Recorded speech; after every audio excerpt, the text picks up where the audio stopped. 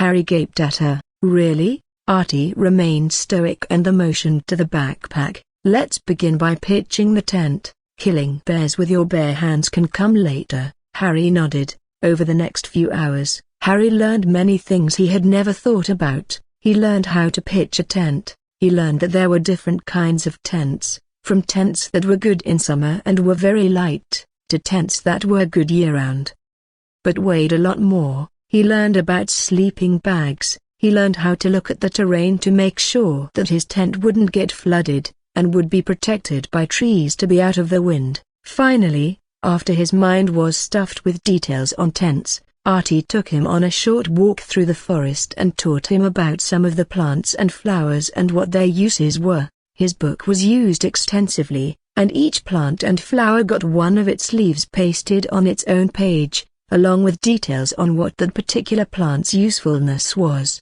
By the time Artie took him back to Helio's temple, Harry was exhausted and could barely keep his eyes open. This time, he didn't lean over the edge of the chariot to look at the world below. Instead he leaned against the edge and tried to rest a bit. By the time Artie landed the chariot at the temple, Harry was feeling a bit more awake, the short rest having worked wonders. "You did well, for a boy," Artie said as they dismounted the chariot. She stopped, forcing Harry to stop as well and look at her. "I will come back next week for your next lesson. I expect the same level of dedication and attention to detail." Harry, remembering Hestia's warning about Artie only willing to do one lesson before making a decision, smiled at her. "Thanks, Artie, I will see you next week," Artie said, dipping her head in a short kind of nod that Harry took as a goodbye, before she walked to the chariot, and disappeared. Smiling widely, Harry entered the temple he called home. After stoking the fire in the living area, he went to the kitchen and started making himself dinner. He used to hate cooking for the Dursleys, since he never got to eat anything he made, but ever since he met Hestia he had learned to love it.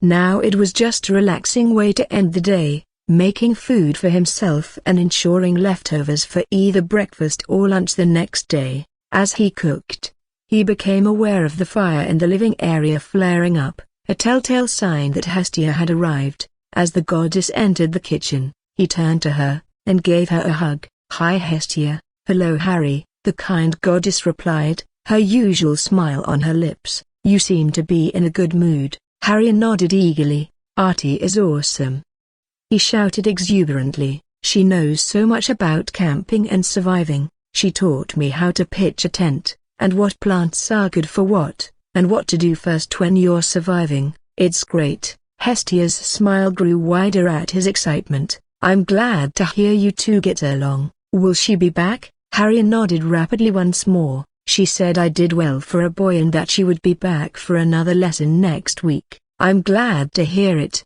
Hestia said. She stopped closer to the pots. "What are you making?" Harry turned to his stove, and showed her the recipe he was following, ready to start learning about his new favorite hobby. Oh, Harry eyed the target that Artie had conjured for him. Over the course of the last few months, he had gotten used to the way Artie taught him. They no longer had theory lessons at Helio's temple. Instead, Harry would be waiting outside when Artie arrived in her chariot, and give her a hug. She used to freeze up when he did so, which made Harry think she had an Aunt Petunia and Uncle Vernon of her own. He never asked, because he didn't like talking about the Dursleys either, and just gave her a hug when she came to collect him, and another when she dropped him off. Apparently, she'd gotten used to them because she now hugged him back, slightly, and not as deeply as a Hestia hug, but it was progress. After the customary hug, she would take him to some random forest, a different one each time, where she would begin by having him set up and break down the tent a couple of times. After a few lessons, she had given him a hunting knife, and started teaching him how to use it to gather plants, saw off branches, sharpen sticks, and so forth. Last week, she had started teaching him how to use a bow. It was a rather straightforward training bow, but he still liked it. He took an arrow from the quiver on his back, knocked it, and drew a breath as he pulled back the string. Contrary to modern bows and their pulley system, The bow Artie had given him was an old-fashioned bow and string configuration. This meant that Harry had to maintain the full draw strength of the bow himself when he had pulled the string fully back. This meant that he had to fire quickly, as the bow was quite heavy for his young body. He aimed as carefully as he could, and released the string before his muscles could start twitching at the strain. The arrow thwacked into the target, slightly off-center. Harry smiled. It was his best shot yet. He repeated the motions. A second arrow lodged itself next to the first one. The next one did as well, and the next. I have the curious impression that you are not aiming for the center of the target, Artie noted from next to him. Harry grinned at her. I read in a book about a guy who could split an arrow by shooting another arrow at its back. He answered the implied question. Artie seemed amused. Unfortunately, unless you are shooting an arrow made of bamboo with an arrow tipped with a hunting tip, you're not going to be able to split an arrow, the goddess said. Harry looked disappointed. So not even a god can split an arrow? Artie stared at him. That sounded like a challenge, she stated coolly. Harry rapidly shook his head. Just a statement. You said it wasn't possible. Artie sighed. Her bow appeared in her left hand. She brought it up, not even bringing it to eye level or in its proper vertical position, and drew back the string with her right hand. With the bow horizontal, she couldn't draw it back further than halfway, before an arrow appeared, nocked and ready. She didn't even bother aiming, and just let loose despite her not even being directly in front of the target. Her arrow split Harry's first arrow right down the middle. It just takes a bit of godly power, she amended her earlier statement. Harry stared in slack-jawed awe at the skill and power implied by Artie's shot, before looking at her. That was incredible. Artie shrugged. I am the goddess of the hunt, Harry. He pouted at her. You didn't even try to make it look difficult, said Goddess. Shrugged again. That's because it wasn't. For a goddess, she pointed to the target. Back to practice, she instructed. Yes, Artie, Harry said, raising his bow. He nocked his next arrow. Before he drew the string back, he turned to look at his instructor. Can I ever be as good as that? Artie didn't look amused. You would think yourself as good as a goddess?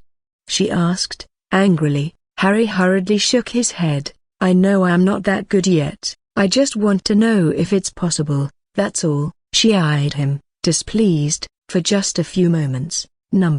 Mortals can never be as good as gods, not without help. Harry just nodded, and rapidly focused himself on his target practice. Sometimes, Artie could get really mad over things he asked, even if he never ever meant to make her angry. He was just curious, that's all. His arrow was way off center. Release your breath halfway and calm your heart. Release between heartbeats if you can, Artie instructed. His next arrow was closer to his original grouping, but was still off. The goddess sighed, apparently recognizing why his aim was off. Never think yourself as good as a god, she said. It never ends well. You're lucky I didn't change you into a jackalope for that question. Harry seemed to shrink. I was just curious. I didn't mean it as a challenge, he muttered. You're progressing decently, for a boy. Unfortunately, you have a boy's tendencies to open your mouth and spew idiocy, too.